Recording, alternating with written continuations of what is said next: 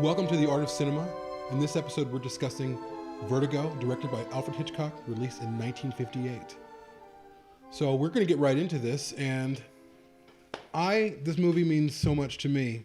Yes. As you know, I'm obsessed with it a little bit. I've always been obsessed with it. Yeah. But you and I, as we always do, we watched the movie just last night, Mm-hmm. and I'm interested. First, what's your take on this movie? No, I want to hear yours. Yeah. This is one of your favorite movies, so why don't you go first? Okay, well, this movie I saw it for the first time when I was 8 or 9, and I remember not understanding everything I was watching, but one thing that I understood was that there was this beautiful blonde woman, and then she vanished from the screen, and then there was this brunette, sort of redhead brunette, named Judy, and I couldn't believe that they were the same person playing those same roles. Yeah. They were so fundamentally different. Mm-hmm. Even though the architecture was the same, the body was the same, the performances were vastly different. Mm-hmm. And I remember being obsessed, and the movie felt like a spell to me. It was a spell on me. I just felt like I was taken into this dream world, and the idea of San Francisco to this tiny little 8-year-old boy in Chicago, like San Francisco was like Cloud City in Star Wars for me. It was like this land, this mythical land that I'll never go to. And that was really, I remember watching the movie over and over when I was a child, just it being visually amazing, just how quiet it was, how thoughtful, how it was like an art house film released in 1958, sort of the height of the American dream. Baby boomers were all having children. It should have been more idyllic, but it wasn't. It was a really harsh story. Like, this is life, this is how it is, and it sucks. And this is how it is. But for me, it just felt like one of the entryways into cinema, that cinema could be a way of storytelling that could literally transport my dreams into another place. And I became obsessed with Vertigo ever since. That's the only way I can describe it. There's more to that, but those were my first impressions as an 8-year-old, 8 or 9-year-old. Yeah, I always liked Hitchcock films, and the first film that I saw that really impacted me was Psycho. And I did see Vertigo fairly, I think, earlier on in my youth times, but I don't think I quite had a full understanding or real respect for the movie until I was in college. And I was studying Saul Bass, and because I went to school for graphic design, and I learned about Saul Bass and the title sequence design and all the things he had done, all those collaborations he'd done with Alfred Hitchcock over the years. And that title sequence, the opening title sequence of Vertigo, where it's really close up on the mouth and it goes to the eyes and it flashes red and different colors and the swirling of the, I don't know how you call those pictogram things. I remember those sets we used to get as a kid where you get the pens and do those things. That's what it looked like. I can't remember the name of those things, but it felt like that too. Yeah. Very interesting opening for a movie to come out in the 50s. Yeah. In big theaters where you have this avant-garde art house opening. And the poster was like that too. It's like a big swirly thing with the guy falling in the orange colors. It's very minimalistic design, and I think that's one reason I really love Hitchcock and also Saul Bass, because they both have a way of stripping things down to the bare essential. There's a lot of red in the movie. There's a lot of green, the reoccurring colors, and it's a very lush, vibrant, saturated film, but it also has this dreamlike quality to it where it almost looks like there's some kind of fog on the lens or something. And we were talking about it last night. I felt that it really was very visually successful in a dreamlike sort of way. Made you really feel like you were in a haze in the San Francisco fog. Yeah, you didn't know what was real and what wasn't real. And also the character, this movie, of course, stars Jimmy Stewart and Kim Novak. This was a role that Kim Novak was not supposed to be playing. Initially, Vera Miles was supposed to be playing Madeline Elster and Judy Barton. Vera Miles became pregnant. They had to recast the role. Hitchcock even went on record years later saying once we had to recast the role, I wasn't as interested in the movie. Oh, really? Yes. I didn't know that. But Kim Novak was a big star at that time. I could not even imagine anyone else in that role. It defined her career in many ways. The way that Jimmy Stewart is on the trail of this woman, like Alfred Hitchcock can tell a story really well without needing, or show a story really well without needing to tell the story at the same time. Where, you go to a lot of films and they're like, you see all these shots and they're also talking exposition. There's not a lot of exposition in this movie. It's very, very minimal. There's some very important times of dialogue. Even you, at the beginning, you're like, what's going on? What's going on? Because it's hard to find out what's going on. It is. And I think I can be impatient, as any viewer could at times. But in this instance, it's very good because it makes you focus on the movie more.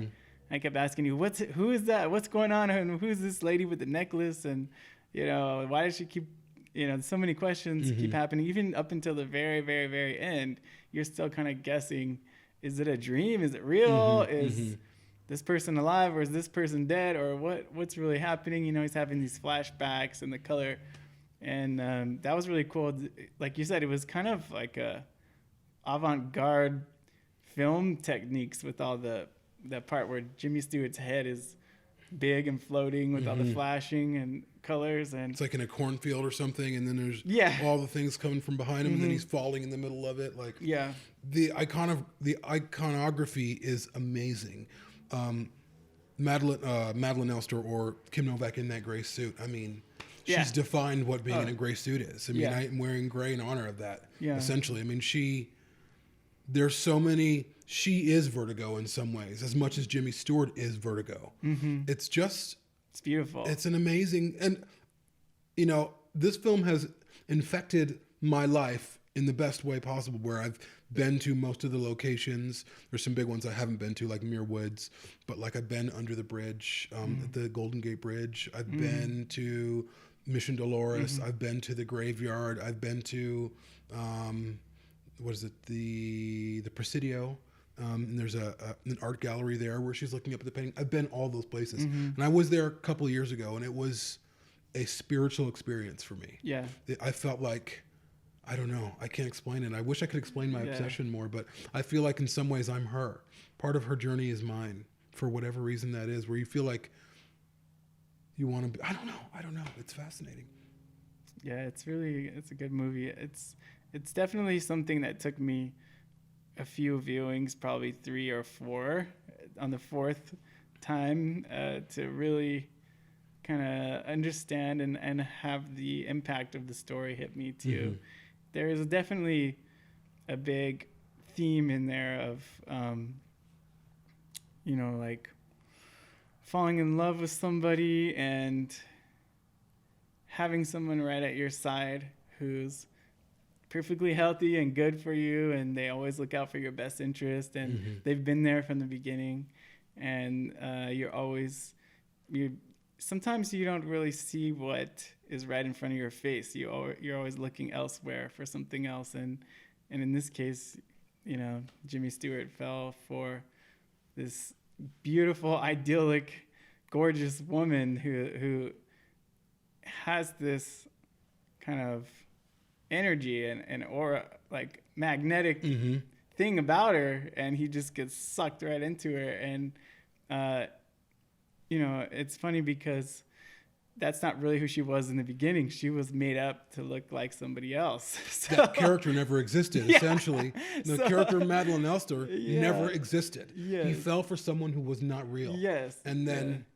So it's almost heartbreaking in a way, because that happens in life. There's, especially, I think nowadays, but just in general, women, a lot of times, they spend so much time making themselves up and making themselves look nice and acting certain ways, and they're all kind of competitive in a way. So it's hard to find like somebody who's more simple and normal, to be able to just see them for their natural beauty.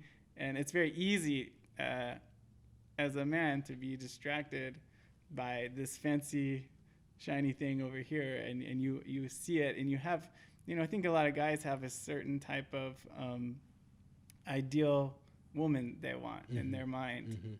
You know, and then when they see it in real life, they go, oh, there it is, you know, and they go after it. But in reality, that's not really what they want. It's something else. It's like they have a fantasy in their mind, but you know, she helped to murder somebody. So it's like, you know, that's not really a ideal match for somebody like that. Well, and he didn't really understand that until the end of the film. Right. That he not only fell in love with a woman he didn't exist, he met the real woman who he made up to look like the woman who didn't exist, and she's an accomplice to murder. Right. So and so then now what is his part? And then he suffers the death of 3 people almost. Yeah. Where it was Madeline Elster, who he thought was Madeline Elster, died.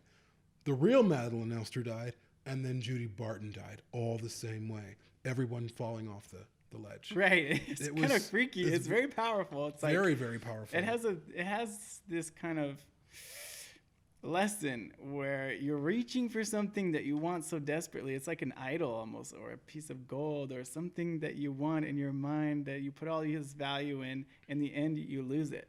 It goes out of your hand. And it's like that other girl was there with him by the side when he's in the hospital and he's going crazy. He's depressed. She's there all the time, you know, from beginning to end, and he just totally overlooks her. And it's like, you know, that's an interesting theme of the film too, where in the beginning he's in the apartment with her. Yeah. She's talking to him. She's working, and he's certainly entertained by her, and he likes her, but he doesn't love her. But you can tell that she loves him. Yeah. She even says, "You're the only man for me, Johnny-O." Yeah. And he's kind of like, well, I yeah. don't really so feel he's it. not really about that, but she's trying her best to. I love this man. I want this man in my life, and it's not working. And then she discovers that he's fallen for this wife of this old college buddy of theirs. Yeah. And then later on in the movie, you have Judy, who is this plain Jane. She's certainly not the character Midge, I think is her name, played by Barbara Bel Geddes. She's not that character. She's sort of white trashy, doesn't dress very well. And all she wants is Jimmy Stewart to love her for who she is. That's the exact same thing Midge wanted from Jimmy Stewart, too. He didn't want that. He wanted this fantasy that didn't exist. And it drove both women away, killed one, and by the end of it was done. I mean, you didn't see Midge by the end of it. It's there. So it's one of those things where one of the themes are you can have something right in front of you, but you're so worried with what you don't have, with this fantasy that isn't real, that you forget that what's right in front of you might be enough. Right. And it's like you were mentioning earlier about being content with what you have. I think so many people forget that. I mean, I struggle with that. I know you struggle with that. Everyone does. It's like you always can see things that you don't have, a nicer lifestyle, a better, salary or whatever, or a better relationship. And there are so many things that can always be better that you always see elsewhere. It's all over the place. It's in front of your face in advertising all the time. Even when you go out to, the coffee shop, you see people with nice cars, and you see these, gorgeous people everywhere, and you just think, well, why can't I have that? Why can't I have that? Why can't I have this career or that? And it's a very dangerous cycle to spiral into, kind of like a tornado, or like, once you start getting in that mindset, you start spinning, and it kind of goes with the theme of the movie, And one thing I think about the movie, when Jimmy Stewart's character of Scotty or Johnny or John or whatever meets or sees Madeline Elster for the first time, it's at Ernie's, which is a red beautiful red restaurant, and she's in this beautiful green elegant gown. Right. And every time he's following her, he's from a distance. So it's like essentially he's seeing this woman on Instagram. Like, that's how I would relate to it. Yeah. All of it is her best moments, her best shots. All of it is a creation to make her look good, to draw you in. She's not in her pajamas, like eating Cheerios. She doesn't have her makeup off.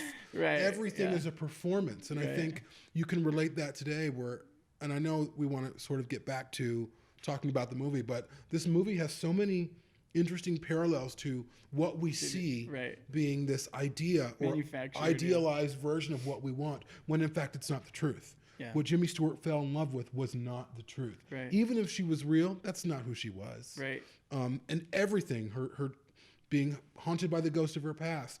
All of it was this created narrative to lure him in, and he fell hook, line, and sinker. Yeah. And I think about like dating today and how difficult that can be, and how everyone has profiles on. Yeah, they only show their best picture. They only show their best picture, and a lot of it's just rejection, and it's like a dystopia. Projections. It's really, dating today is difficult because it's all based on photos and your best image, and then you don't see from here down, and then you're not. Oh, I met them in person, and they didn't look like I thought they would.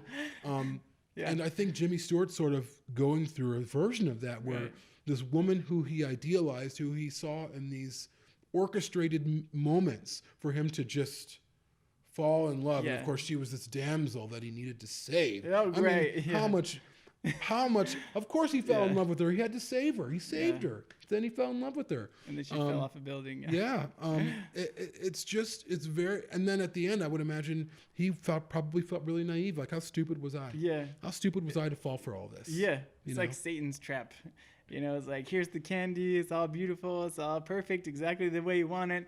And then as soon as you take a bite out of it, it just shatters and it just disappears out of your mouth. Totally. It's like, oh, like you gave me everything I ever wanted and could ever hope for and desire, but it was fake. It wasn't real, and it doesn't exist even in the first place. It's just, I was up sitting by the fireplace thinking about it last night. It really stuck in my mind. It really affected me. Yeah.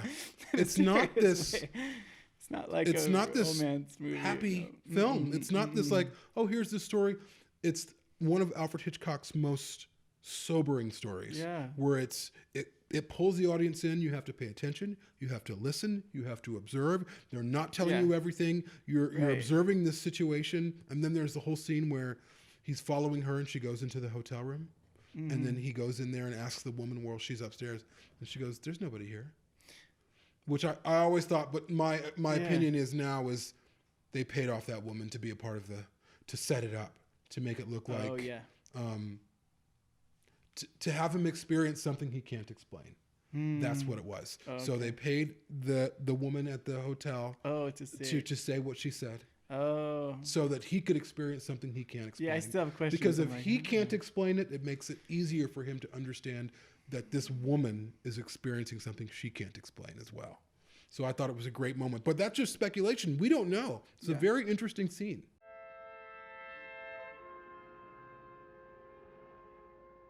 Yes? So, filmmaking techniques? Filmmaking techniques. There's a lot to discuss. There's so many things happening. Yeah. What did you notice? Well, the obvious one was the Vertigo shot. Where the stairs stretch out. I think this was the first movie that ever had that. I think Hitchcock made that shot up. Yep. And there's actually used a few times in the stairway. In the first shot when he's hanging off the gutter? Yes, right, in the gutter. And I didn't know they used a model for that. They designed a tiny little stairway, a replica of the Mission stairs that went up.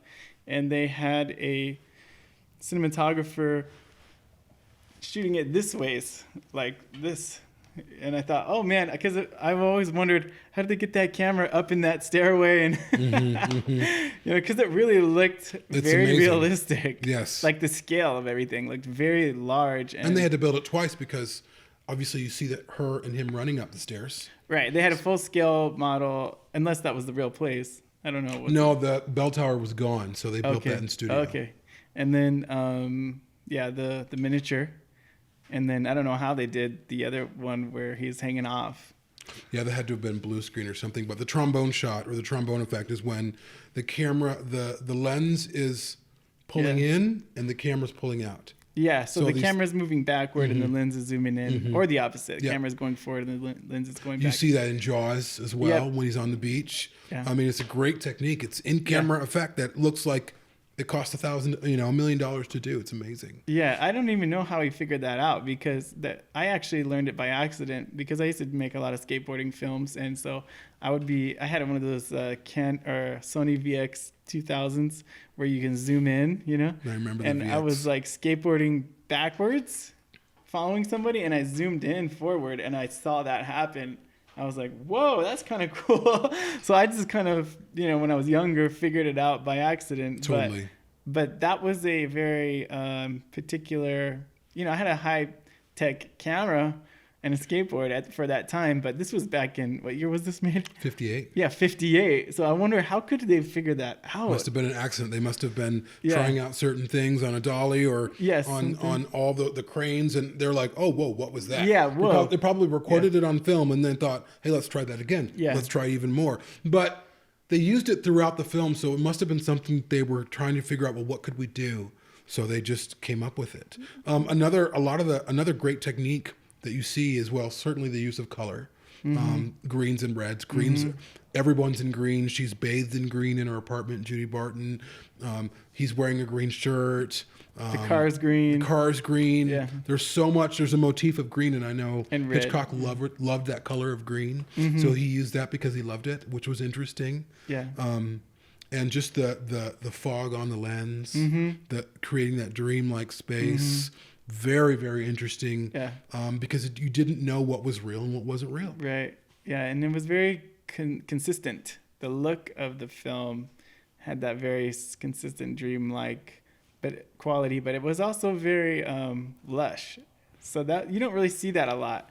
Usually it's kind of desaturated or it's lush and clear. You never see those two kind of mixed together. So that was pretty interesting to see that. The whole beginning when he's with his friend Midge and they're at her apartment, it feels like a different film. Not in a way where I'm like, oh, it's jarring, but you don't think that what you're about to see. You don't expect it. You don't. Whereas with maybe Rear Window, it has this sort of serious but whimsical tone the whole way. And there's a little bit of tension between Jimmy Stewart's character and Grace Kelly. And then the woman who gives him the back rub, she comes in. It's a little bit funny. This is completely serious. There's not very much comedy in this, if at all. Well, there's a little bit, like little comments and ththings. Yeah, totally. Yeah. And I think that's another mark of a Hitchcock film that's really great is he knows when to add in little subtle humor, sense of humor and things to lighten the mood. And otherwise you'd just be like, stuck on your chair the whole time. Totally. So it's good to pepper that in there. And I don't think we can discuss this movie without discussing the score by Bernard Herrmann. Oh, gosh. It's one of his most incredible scores he's ever done. I listen to this score probably once or twice a week. I kid you not. It is very, very, very gripping. I think definitely it's one of his best scores of all time for sure. I would agree. And he is a master.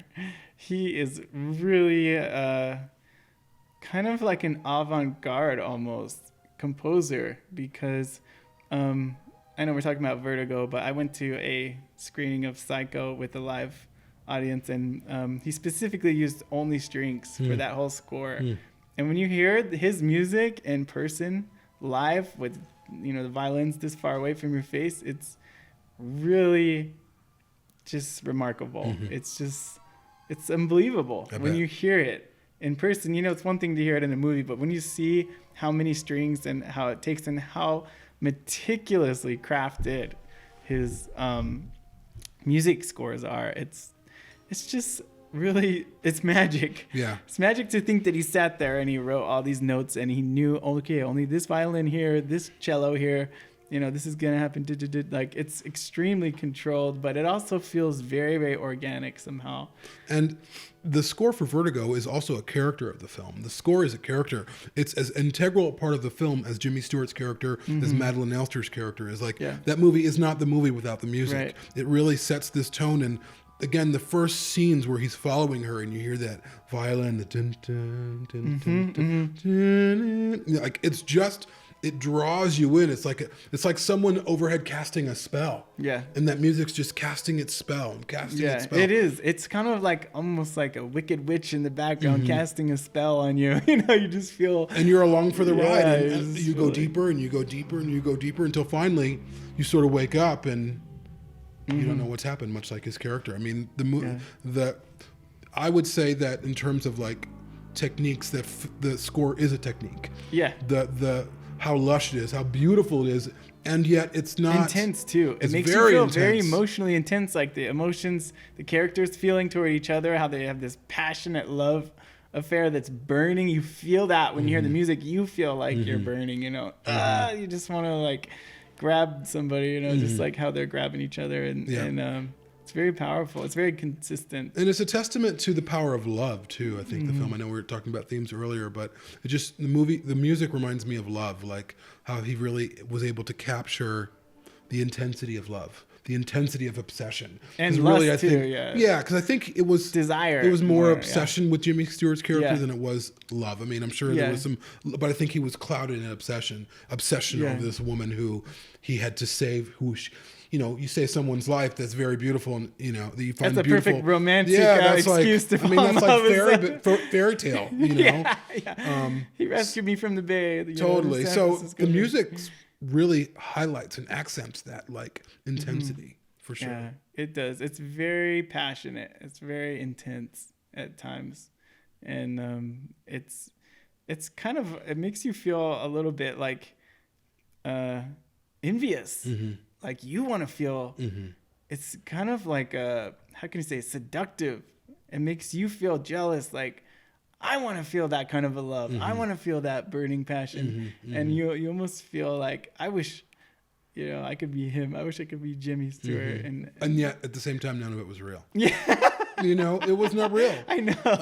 That's the ironic part. That's very the ironic. Brilliant part about the story. We're also falling in love with Madeline too, but Madeline does not exist. Yeah. We don't know what the wife, how she acted. We don't know anything about that. The whole story about Carlotta Valdez. And one thing in terms of themes, musical themes, there's a very strong Spanish theme because Carlotta Valdez is from Spain, right? And so that's her heritage. Yeah, and so they really use that theme and those instruments to conjure this haunting that this woman is experiencing. And that's fake. Yeah, and you know what's funny too is even when he finds her in regular life and she's a normal girl and she has that weird orange brown hair, and even though she looks like him, he still wants to transform her into the girl he fell in love with, who's not real. Yeah. So even though he knows that's not the same girl, he's still trying to make himself fall in love with the ideal that was... He was still in love with the dead woman, and he wanted to make the live woman look like the dead woman. Yeah. And that's all he was concerned about. Yeah. You know, like... It shows you how powerful your desire is, just as a human being. When you desire something, you really want it desperately, to the point where you'll make somebody up. Totally. And how dangerous looking back is sometimes, where you trap yourself in nostalgia. You're so obsessed with something that's over, something that's done. And I've done this before in my own life. I mean, where I've been trapped in great memories of my childhood, where I feel like those are the best memories of my life, and I can't look back. I can't look forward. I can only look back. And how looking back for Jimmy Stewart is what did him in. If he would have just recovered from his obsession with that woman, he would have been okay. He didn't. He found a woman whose body reminded him and face reminded him of Madeline, which was more than just a coincidence, of course. Right. And that obsession destroyed her and him. Wow. But his other little girlfriend, what was her name again? Midge. Yeah, she's still alive. And she's still a possibility. Maybe, but he didn't seem very interested, though. Yeah. You know? So maybe he'll rethink. He could. I mean, this movie, just a little bit of history to everyone watching. This movie is so powerful to me that I wrote a prequel/parallel film called Judy, about the Judy Barton and how this woman could be ensnared in a murder investigation. What would have to happen for an ordinary person to become involved in a murder investigation? But that's how much a part of this movie, a part of my life this movie is. It's really something that's profound. There's hints of my love of Vertigo and other projects that I've done and dialogue that I've written, but it's a really powerful thing for me. You're similar with Close Encounters, which was our last episode, where it gets under your skin. And there's something about it that affects all of your work. There's a little bit of Close Encounters in everything that you do. Yes. And I still have my there's my Judy Barton. She was wearing a I'm hiding in here. But I mean, we're committed. You understand and connect with Close Encounters in a way that I don't, and I understand and connect with Vertigo in a way that you don't. Maybe that we don't understand, but it's just different. But that's the power of a good story. That's the power of a good filmmaker and good actors and good writing, is that it gets under your skin and it does not let go. So did you want to talk about this a little bit? Yeah. So here's a replica of the necklace that Judy Barton wore in Vertigo. I bought this necklace off Etsy just because I wanted a little bit of a piece of movie history for me. And this is the necklace that gives it away to Jimmy Stewart's character that Judy Barton was lying to him the whole time. So yeah, it's really cool. It has a very haunting-like quality to it, doesn't it? Yeah. It really looks kind of like something you would find on a old lady painting in a haunted house or something. Mm-hmm. You know, it is a very haunting. It is. It's not normal. It's not usual. Yeah, and it's a good lesson for you to learn to keep your desire under control. Yeah. Control your animal desire. Don't let your desire control you. Yeah.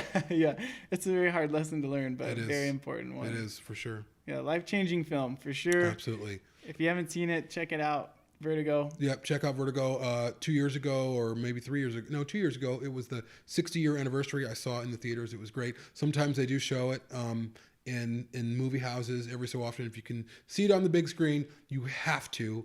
This movie will change your life, I guarantee you.